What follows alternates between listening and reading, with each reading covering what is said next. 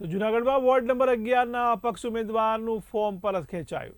તો ward number 11ના ઉમેદવાર Hitesh ઉદાણીએ form પરત ખેંચ્યું છે.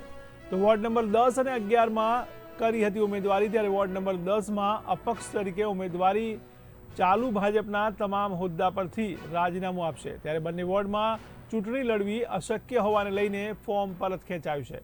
તો હિતેશ ઉદાણી ગત ટર્મમાં ભાજપના કોર્પોરેટર હતા. આજે મેં વોર્ડ નંબર 10 ને 11માં ફોર્મ ભર્યા હતા અપક્ષના.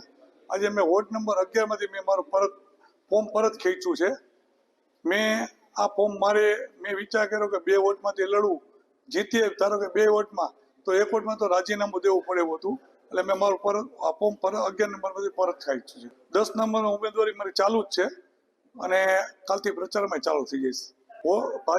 ભાજપમાંથી ને પ્રાથમિક સભ્ય પદેથી અને સક્રિય સભ્ય પદેથી હું મારા રાજીનામું આપું છું. એ હું લખીને જાણ કરીને મોકલી દઈશ